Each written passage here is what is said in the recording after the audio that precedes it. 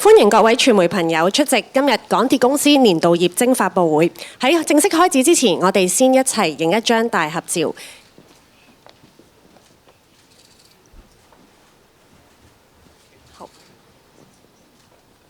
好，我哋有請咁多位先望一望我哋左手面嘅鏡頭。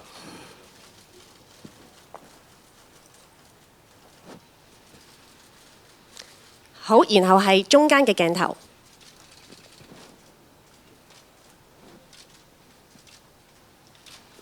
跟住係右手面嘅鏡頭。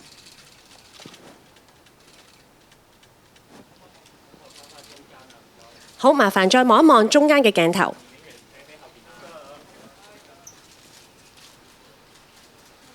好，如果麻煩咁多位攝影師影好嘅話呢，麻煩可唔可以耷低少少？咁我哋讓後面嘅攝影師都可以影一影嘅，唔該晒。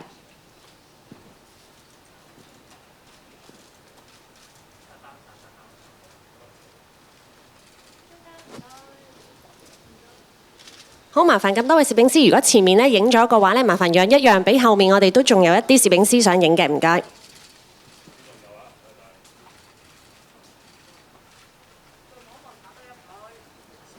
好，我哋望一望下面嘅鏡頭。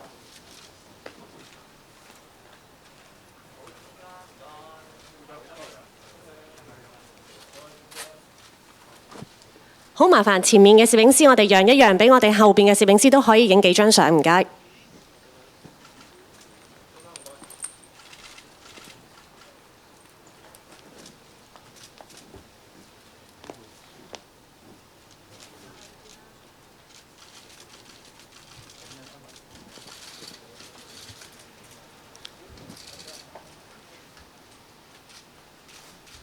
好，或者我哋差唔多啦。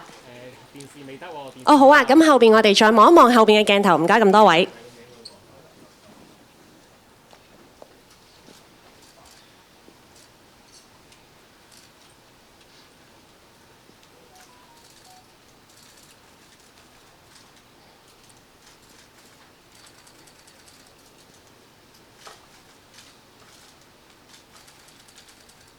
後面嘅攝影師可以嗎？好，咁我諗都差唔多啦。好，唔該晒咁多位。好，我哋或者最後一張係右手面嘅鏡頭，唔該。好，唔該晒。好，唔該晒咁多位，有請行政總裁以及咁多位總監就座。Please be seated。我哋將時間交俾企業事務及品牌總監蔡兆綿小姐。各位傳媒朋友，大家好。我係港鐵公司嘅企業事務及品牌總監蔡兆綿，歡迎大家出席港鐵公司2022年嘅業績報告記者招待會。今日係疫情以嚟第一次嘅現場業績發布記者招待會，好高興喺呢度再見到大家。首先我介紹一下今日出席嘅港鐵公司嘅代表先啦。坐喺中間嘅係行政總裁金澤培博士。而坐喺金博士右手邊嘅分別係香港客運服務總監楊美珍女士、車務總監李家潤博士，以及項目及工程拓展總監鄧輝豪先生 （Capital Works Director Mr. Carl Devlin）。而坐喺金博士左手邊嘅分別係財務總監許亮華先生，以及物業及國際業務總監鄧志輝先生。今日嘅記者招待會主要係以中文為主。首先，金澤培博士會扼要咁樣講述港鐵公司喺2022年嘅業績。之後，許亮華先生會作一個財務嘅簡介。跟住，金澤培博士會同大家分享公司嘅未來發展。最後，我哋會回答大家嘅問題。而家，我先將時間交俾金博士。唔該。各位傳媒朋友，大家好。歡迎各位出席港鐵公司2022年嘅業績發佈會。隨住防疫嘅措施逐步放寬，我哋終於可以好似以往嘅業績發佈會一樣，面對面同各位見面，向大家報告業績。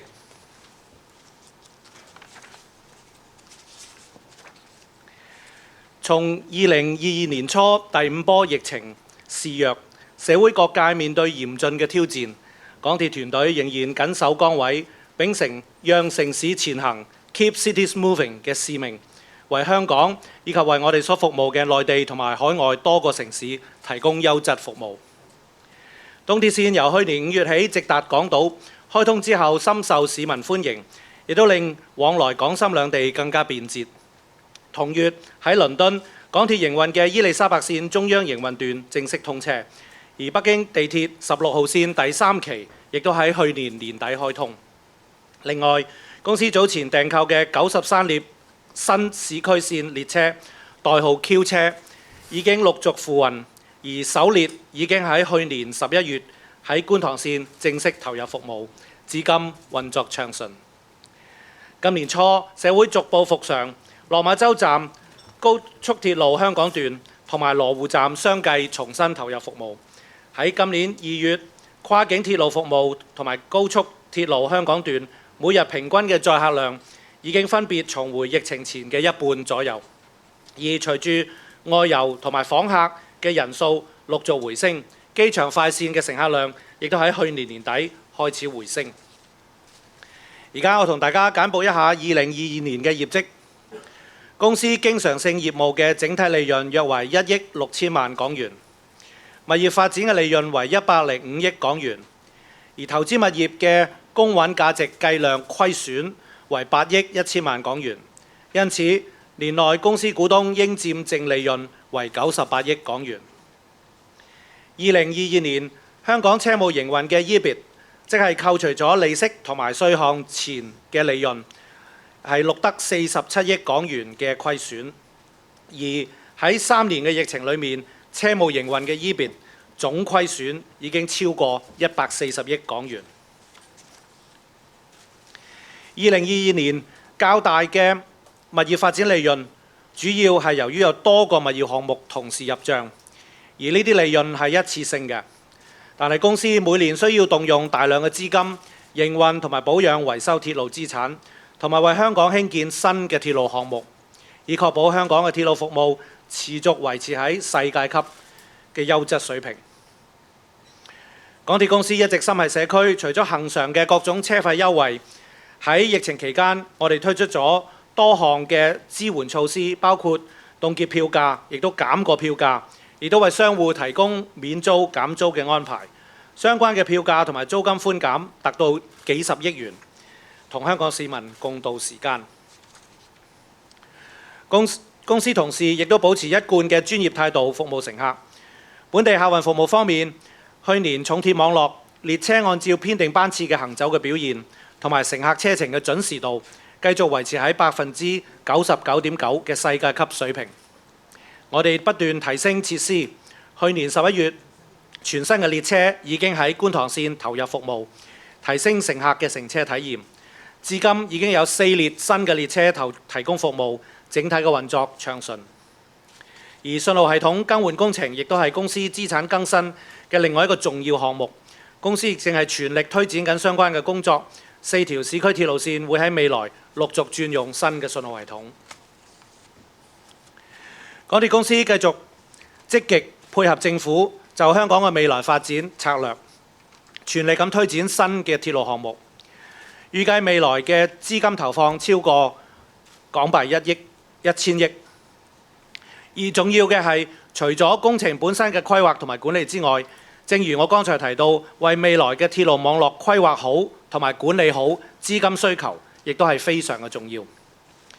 公司已經喺上個星期就東涌線延線同政府簽訂咗項目協議。呢個項目同埋小蠔灣站、屯門南延線同埋東鐵線嘅古洞站項目，都預計喺今年會陸續動工。目前已經展開咗前期準備工作。洪水橋站嘅項目亦都已經喺2月刊憲，工程團隊會致力有秩序咁推展各個項目。物業發展方面，去年我哋繼續預售港島南岸第1、第2期，同埋日出康城第10同第11期。而百勝角通風樓物業發展項目同埋東涌牽引發電配電站嘅物業發展項目嘅合約都已經批出。而視乎市場嘅狀況，小蠔灣項目第1、第2期同埋東涌東站第1期嘅物業項目，預計會喺未來12個月內招標。公司多年來透過鐵路加物業綜合發展模式，除咗興建鐵路，亦都支持咗香港建設咗多個新嘅社區，同埋為舊區注入新嘅活力。鐵路建設需要龐大嘅資金同埋長遠嘅投資，同時涉及鐵路營運、維修同埋資產更新嘅開支。呢個綜合發展模式有助公司維持財務穩健同埋長遠可持續發展。展望未來新鐵路項目，公司會因應項目嘅獨特性同埋政府嘅發展策略，透過鐵路加物業綜合發展模式或者其他合適嘅融資安排，加快興建新嘅鐵路項目，配合香港嘅發展。港鐵公司一直以客為本，致力建立一個安全同埋無障礙嘅乘車環境，亦都積極利用科技推動關愛共融同埋智慧出行。我哋都致力推展智慧鐵路，運用創新科技進一步提升營運同埋維修表現，亦都同本地嘅大學同埋其他科研機構簽署咗合作備忘錄，攜手為鐵路同埋佢相關嘅業務發展更多嘅創新方案。鐵路本身係低碳嘅公共交通工具，港鐵公司更加喺設計同埋規劃新車站同埋物業發展項目嘅時候，加入環保嘅元素。我哋已經向科學基礎目標倡議組織 SBTi 提交咗香港鐵路同埋物業業務喺2030年嘅科學基礎減碳目標，並且致力喺2050年達至碳中和。年內我哋完成咗車站空調冷卻裝置嘅更新工程，令到乘客旅程更加舒適，同時有助減少碳排放。我哋都喺部分嘅車站同埋車廠安裝咗太陽能板，支持可再生能源嘅發展。另外，我哋喺港鐵商場推出咗全新嘅零售品牌 Louder， 為本地嘅年輕創業家提供全方位嘅零售平台，推動創意產業嘅發展，亦都為社區創造咗更多嘅機遇。我哋都制定咗環境、社會同埋管治嘅投資框架，從而衡量、評審同埋監察相關嘅投資項目，協助公司將財務嘅資源有效咁樣分配喺適當嘅措施。公司致力提升乘客嘅乘車體驗，透過喺鐵路網絡展示藝術品，推動藝術共賞。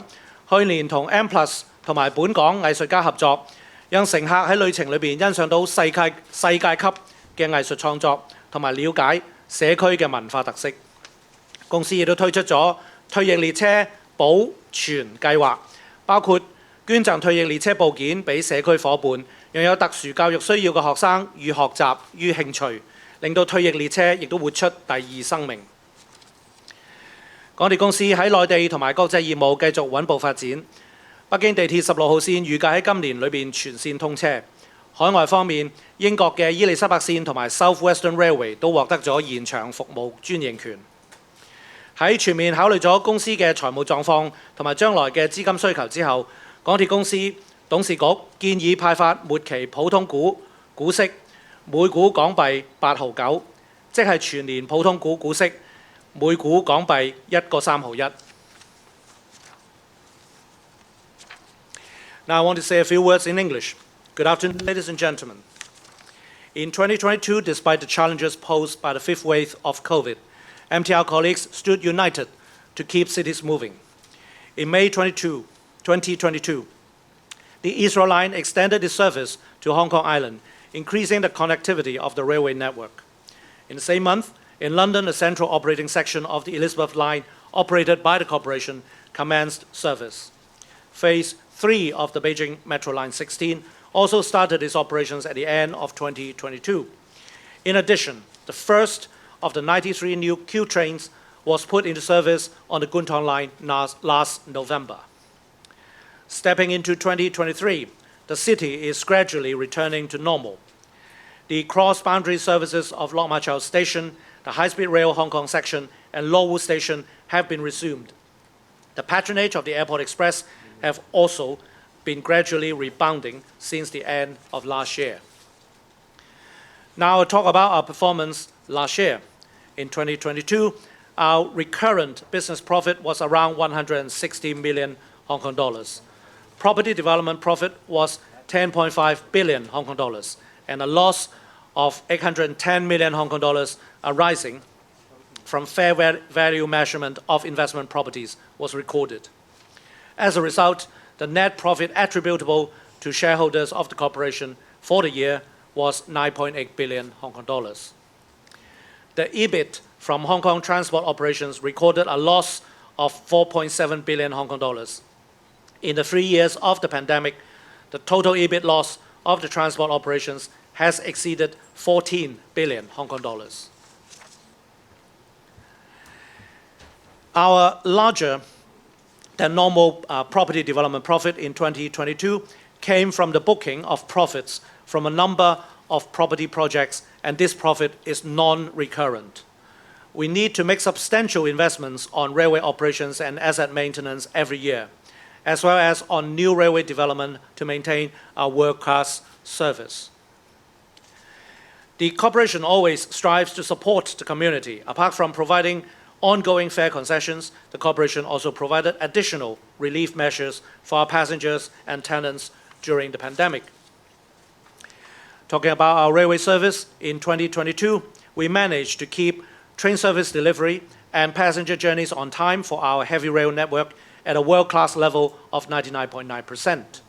The first of the new trains that was put into service on the Guntong line last November has provided passengers with an enhanced traveling experience. The signaling system replacement is another important asset renewal project. The corporation is making every effort to push forward the relevant works. The corporation is also moving ahead with new railway projects at an investment of over 100 billion Hong Kong dollars. We signed the project agreement with the government on the Dongchong Line extension last week.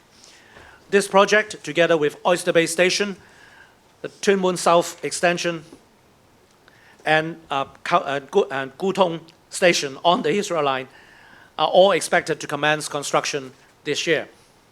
The Hong Shek Kiew Station project has been gazetted in February this year.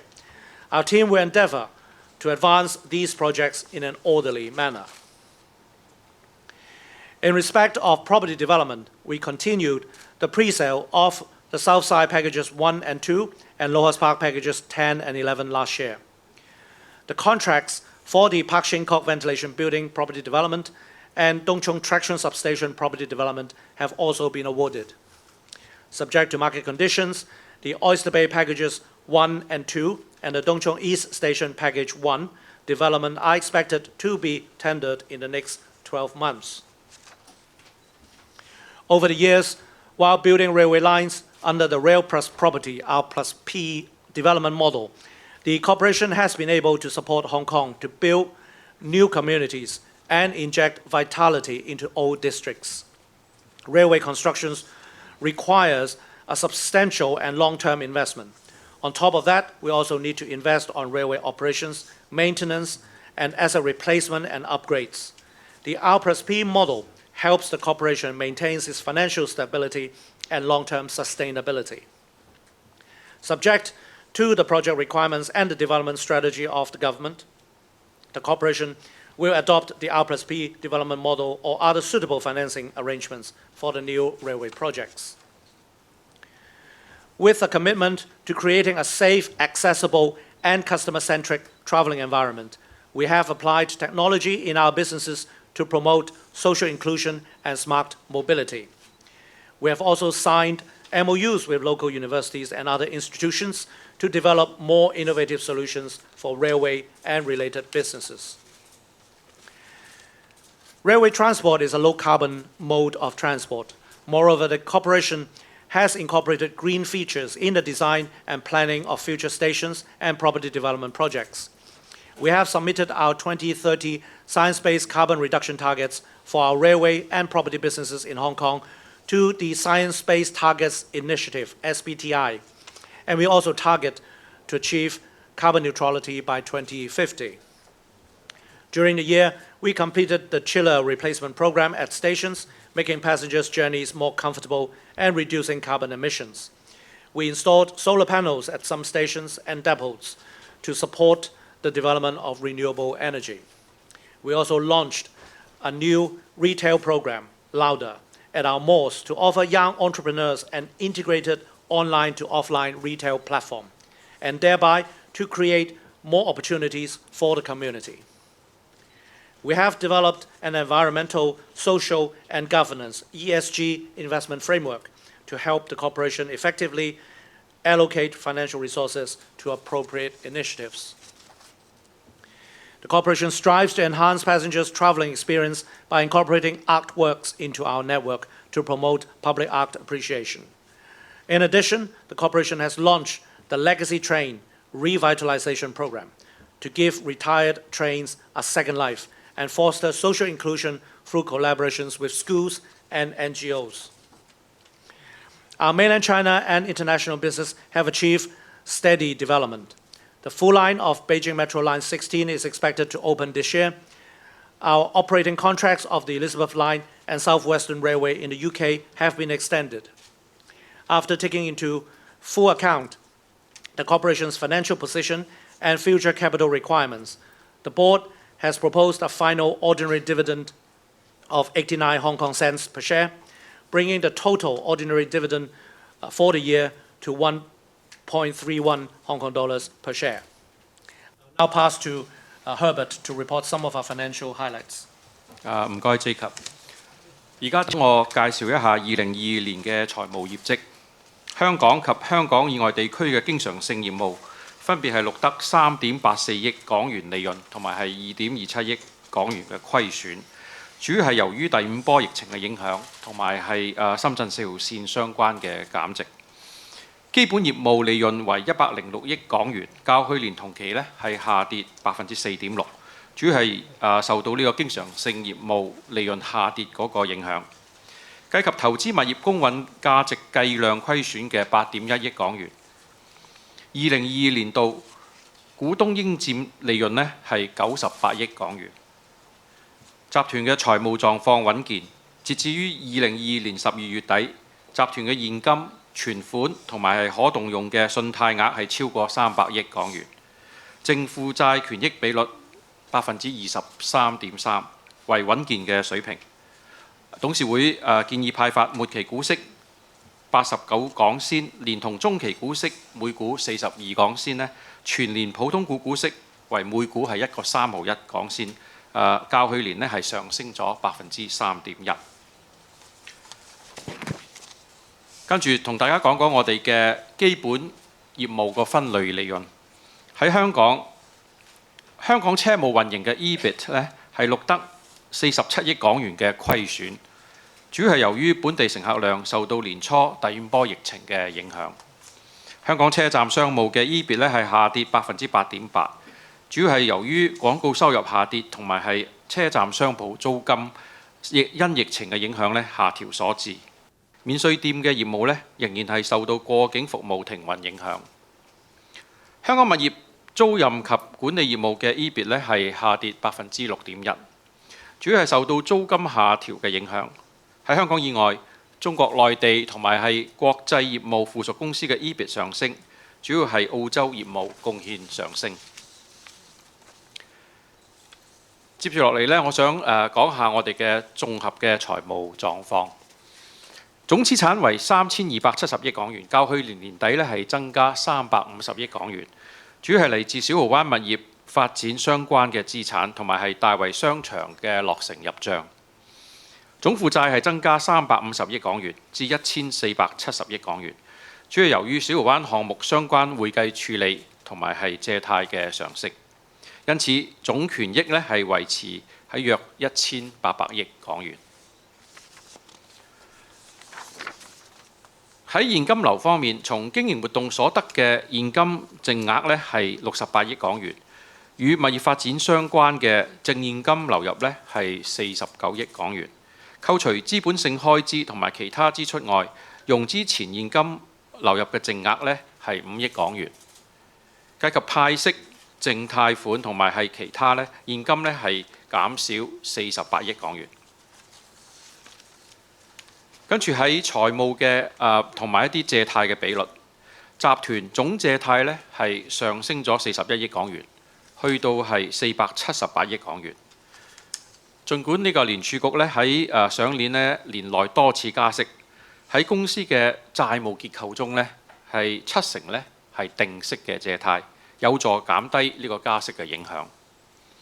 去年平均借貸嘅利率呢係2.5%，比去年嘅同期呢係上升咗0.3個百分點。淨負債權益比率呢係23.3%，比去年同期呢係上升咗5.2個百分點。主要由於期內呢係我哋需要繳付小蠔灣發展項目嘅地價，我哋嘅利息保障率呢係14.2倍。至於我哋未來3年嘅資本性開支同埋投資方面，2023年去到25年3年間呢，我哋嘅總資本性投資同埋開支呢係預計為652億港元，其中59%，即係超過380億港元呢，係將會用於香港鐵路維修嘅資本性開支。咁呢個係較以往呢係有所上升嘅。咁主要係由於幾個鐵路系統嘅維修同埋更新呢係同一時間進行，包括咗有列車、信號同埋係電力系統等資本性嘅開支。另外24%呢係用於香港新鐵路項目相關資本性嘅投資，包括新簽訂嘅小蠔灣站同埋係東涌線延線嘅項目。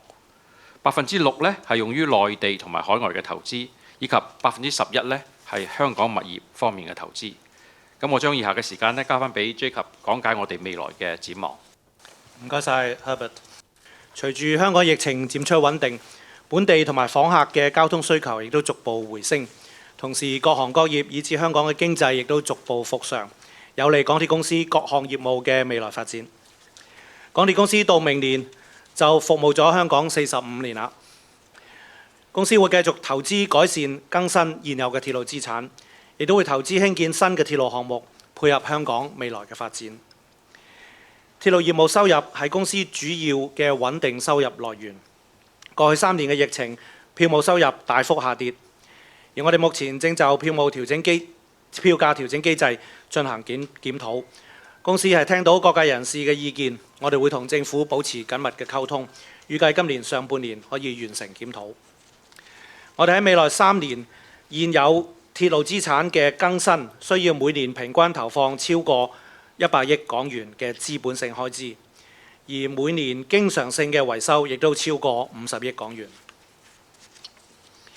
而未來10年左右，公司會投資超過1000億港元推動鐵路發展策略2014裏面嘅新鐵路項目同埋小蠔灣項目。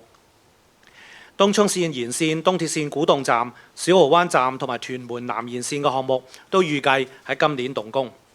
公司亦都會配合政府有關北部都會區發展策略，以及2022年施政報告入邊3條嘅策略性鐵路，進一步擴展鐵路網絡，推動城市可持續發展。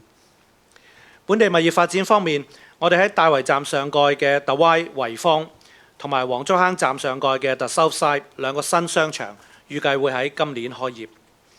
而小蠔灣項目將會提供約2萬個公私營單位。項目會加入環保、減碳同埋智慧城市嘅概念，發展成為低碳社區。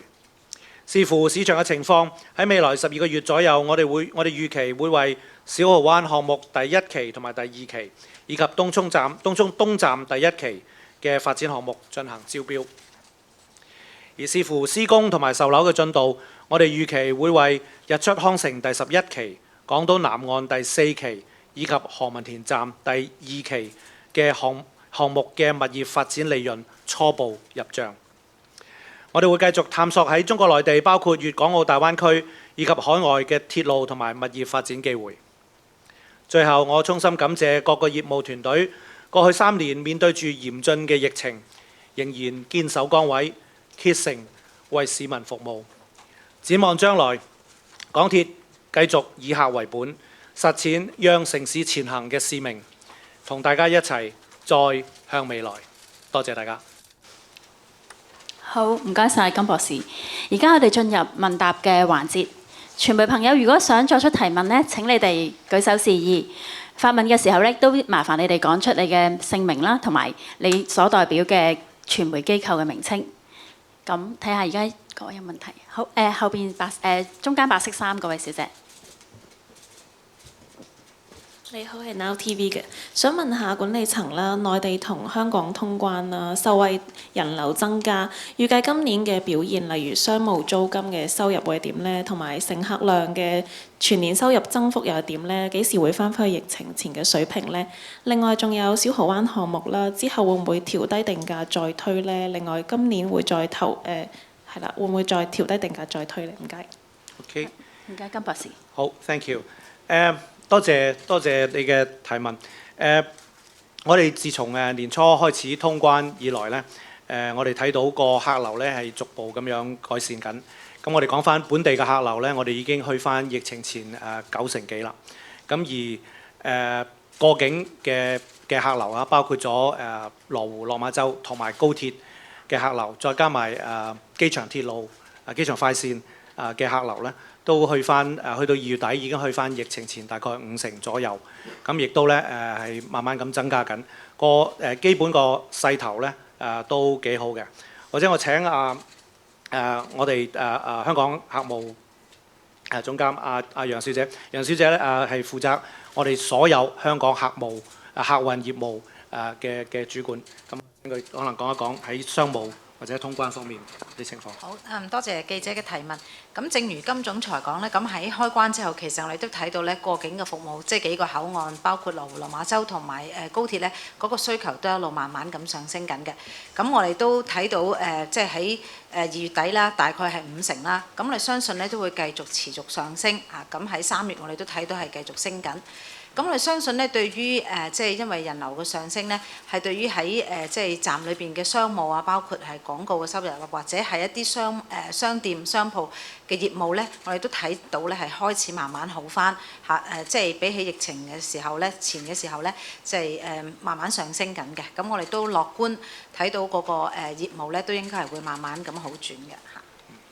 或者你睇翻如果係高鐵嘅話咧，我哋喺跟住禮拜6就會開通廣東大部分嘅站點，而去到4月1號咧，亦都係全部嘅高鐵線路咧都會復常。咁所以咧，我哋睇到希望個勢頭咧係會可以繼續。咁至於小蠔灣方面，或者我請鄧總監可以講一講。多謝記者嘅提問。咁小蠔灣個項目咧，依家我哋都喺度進行緊一啲研究工作啦。咁就都密切觀察緊市場同埋大市場嘅環境啦。咁我哋都評估緊招標嗰方面，我哋個安排會係點？現在我哋計劃咧都會喺年內會再度招標。後邊白色衫嗰位小姐。你好，商台㗎，想問下咧，舊年港鐵因為延誤罰錢，總共罰咗幾多錢啦？同埋打算會點樣回饋乘客呢？同埋頭先有提到話檢討緊票價機制啦。咁對於有議員提出話希望調整可加可減機制，做到賺得越多就加得越少，點樣睇呢個建議呢？唔該。好，多謝你嘅提問，特別係票價調整機制。我哋呢一個票價調整機制咧係一個公開客觀。透明，亦都係可預測嘅，係基於政府公布嘅數據而做出嘅票價調整。而當我哋考慮咗負擔能力之後咧，喺過去幾年我哋睇到呢個係機制咧發揮咗實際嘅效用嘅。我哋過去幾年裏邊咧有3年係冇增加票價，其中有1年咧係減票價嘅。咁所以係有實際嘅效果。同樣咧，我哋睇翻喺呢幾年疫情裏邊咧，有好多其他城市嘅鐵路咧。因為佢哋個車費咧係大幅嘅車費嘅收入咧大幅嘅減少，佢哋結果咧都係要加車費，或者要當地嘅政府咧係提供額外嘅補貼。而我哋喺香港咧，我哋因為有鐵路加物業呢個模式咧，令到我哋嘅財務穩健。就算我哋嘅鐵路營運咧係有140億嘅虧損，我哋仍然能夠繼續我哋恆常每年20幾億嘅恆常嘅車務嘅優惠，而喺疫情車費嘅優惠，而喺疫情入邊咧，我哋亦都係提供咗特別嘅優惠俾我哋嘅乘客同埋我哋嘅商戶嘅。咁而我哋呢個5年1次嘅機制嘅檢討咧，係會繼續，我哋同政府保持係密切嘅溝通，希望喺年中之前完成嘅。好，睇睇記者朋友 Kenneth。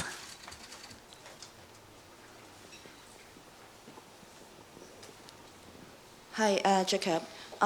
What is the MTR position on the through train services? Will it be considered to history?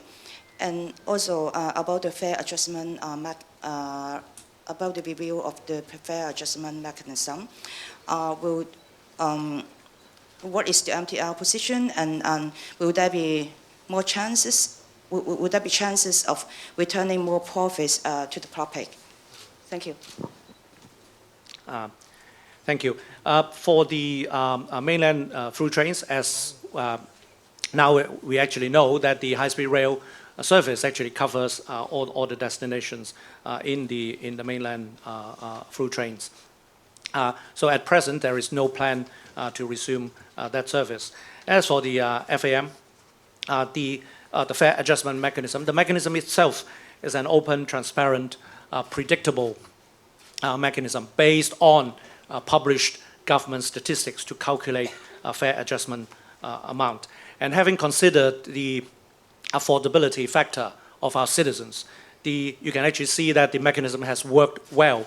For example, in the last few years, there were 3 years that we did not have any fare increase, and in fact, in 1 year, we had a fare reduction as a result of the mechanism. And when we look at, in the years of the pandemic, when we look at the other railways in other cities, because of the significant loss in fare revenue, they ended up either raising their fare, or they have to get additional subsidies, large amount of subsidies from the local governments. And for us, because of the rail property model, despite the 14 billion Hong Kong dollars loss in our railway operations, we still have a stable financial position. In addition, we are able to maintain our 2-point-something billion dollars every year's fare concession. And in addition, we have provided special relief measures during the pandemic. And we are now still reviewing the FAM with government. We are hoping to complete the review by the middle of the year. Thank you, Dr. Kam. 下一位係你好，我係明報嘅，就想請教翻呢，就係關於即係今年計劃推出嗰個嘅新嘅項目嗰度啊，即係地產嗰邊呢，咁嗰度其實涉及總共嘅單位數目呢係有幾多啦？咁同埋都想了解下呢，譬如喺呢個週期呢，喺嗰個租金業即係譬如收租嗰部分，收租嗰部分。咁今年譬如嗰個租金或者租務嗰度咧，會唔會見到咧開始個市道復甦啦？都喺嗰個租務嗰度有一個調整咧。咁呢個係地產啦。咁第二樣嘢都想請教下關於嗰個一啲投資物業入帳嗰度嘅。咁就因為我留意到喺嗰個新聞稿第5點嗰度咧，就嗰個初次確認嗰個物業發展嗰個投資物業嗰個公允值嗰個計法咧，因為以前呢個咧就好似入落去基本利潤嗰度嘅，咁但係就我見到近呢1-2次咧就好似係喺第5點嗰度畫翻出嚟，咁就呢個其實如果係咁嘅安排底下咧，會唔會影響咗計算嗰個基本利潤嗰個嘅數據咧？好，或者嗰個我哋投資物業嘅租務等等，我先請阿志輝講一講。多謝記者提問。咁啊，關於來年呢，現時呢，我哋都真係好密切留意緊市場嘅情況啦。咁啊，但係現在我哋嘅計劃呢，未來嘅12個月左右，我哋會為小蠔灣嘅第1、第2期同埋東涌東站嘅第1期物業發展項目呢，係進行招標。咁啊，總共加埋呢，會有大概4500多個單位。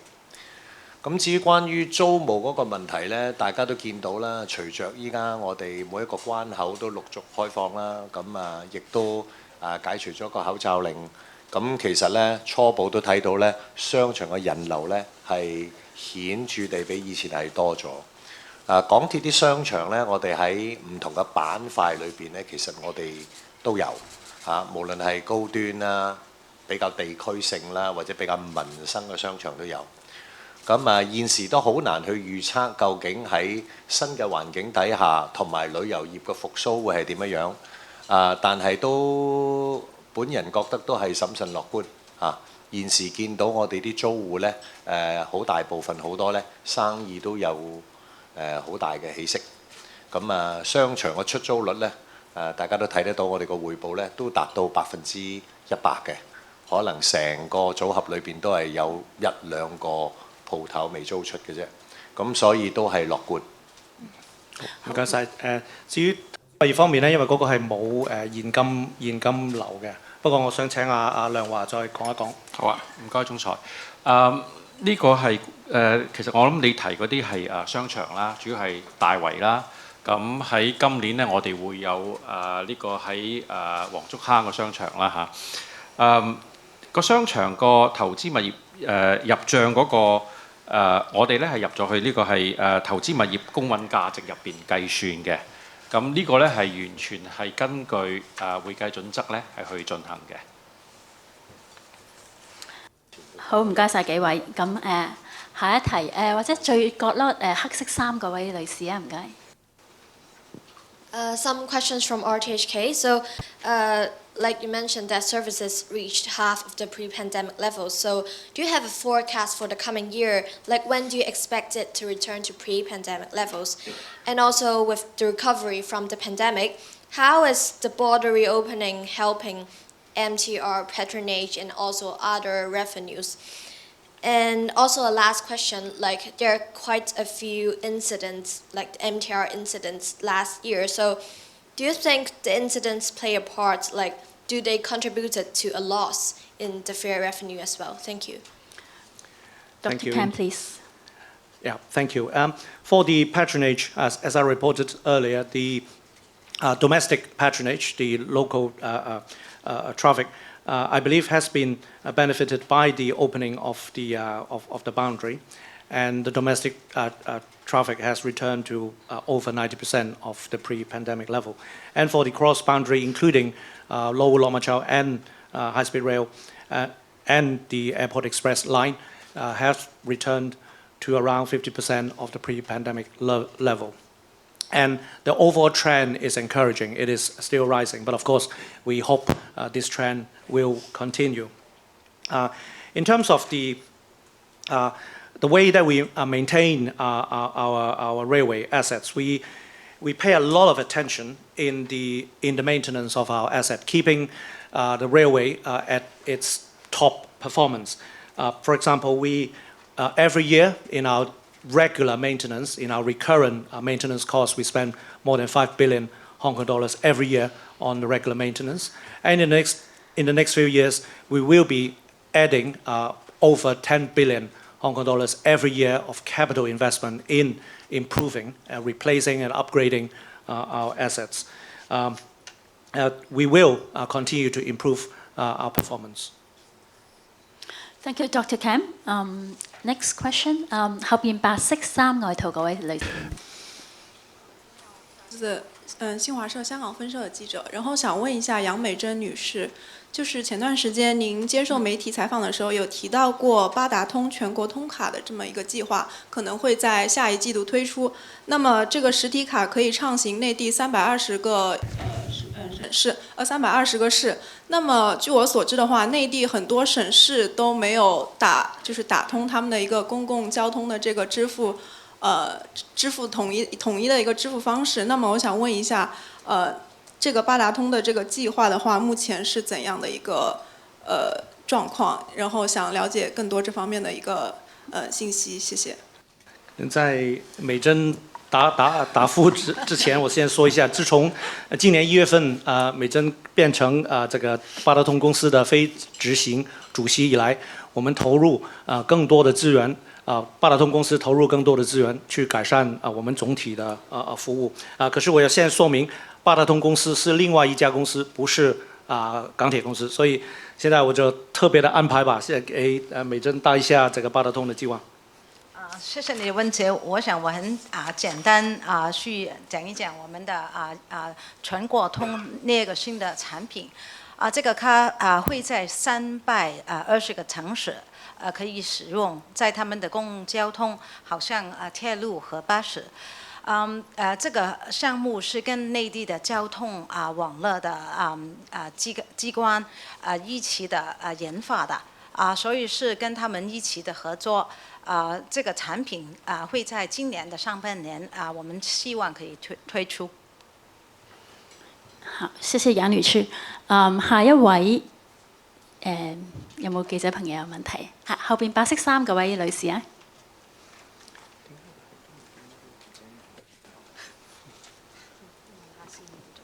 Hi, from information. So the management mentioned that the MTR will seek opportunities outside Hong Kong. So what types of projects or countries that the company is going to look at?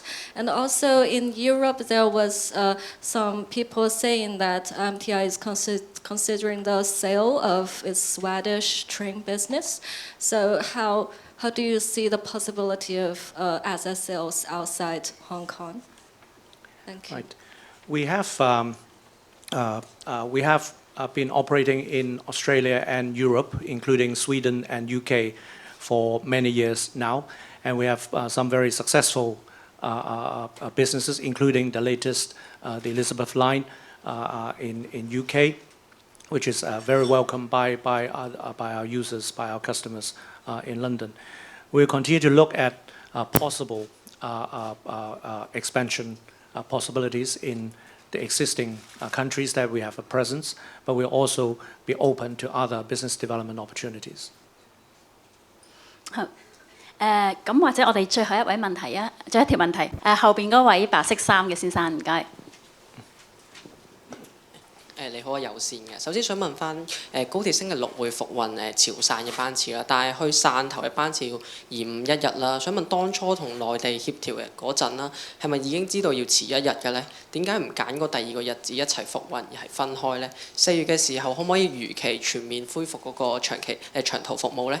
另外就係就住舊年年底嘅2單列車出軌嘅事故啦，政府同埋港鐵都成立咗嗰個小組去檢討資產管理啦，同埋維修維修保養制度，想問而家嗰個檢討進度係點呢？有冇一啲初步發現到嘅問題同埋應該改善嘅地方呢？唔該。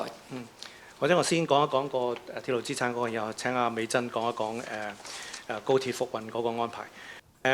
喺我哋嘅鐵路嘅營運同埋保養呢，我哋係非常咁樣重視我哋嘅鐵路資產嘅維修同埋我哋投資更新。譬如我哋每年用喺日常維修嘅資源咧係超過50億港元一年每年，而我哋喺跟住落嚟幾年咧，我哋叫資本性嘅投資咧係每年會超過100億港元，即係加埋咧係150億港元，係會投入去維護、改善、更新我哋嘅資產，或者提升我哋嘅資產。咁亦都因為我哋嘅投入同埋我哋嘅工作咧，譬如講翻我哋舊年行咗250萬班車包括埋輕鐵、重鐵，行咗250萬班車，絕大部分嘅車程咧都係暢順嘅。咁但係雖然係咁，我哋仍然希望咧係精益求精，所以我哋係全力咁參與咗呢個資產管理嘅檢視，我哋係希望做得更好。而家嘅計劃咧，我哋喺6個月之內咧會完成呢個資產管理嘅檢視嘅。咁喺高鐵方面呢，我哋都係目標希望喺4月1號能夠恢復即係所有長途嘅班次。咁而家都喺度做緊最後積極嘅準備啦。咁另外就係講翻剛才講到即係3月11號嗰個即係列車嗰個即係汕頭嗰班車咧，其實都係一啲正常嘅車務嘅調度啦。咁係喺即係一個網絡咁大裏邊咧，有時有啲臨時或者係即係一個比較喺可能行車前嘅一啲調度咧，都係會有時不時咧都有咁嘅機會會出現㗎嚇。好，唔該。咁今日嘅業績報告記者招待會咧，時間已經差唔多啦。好多謝大家今日出席，拜拜。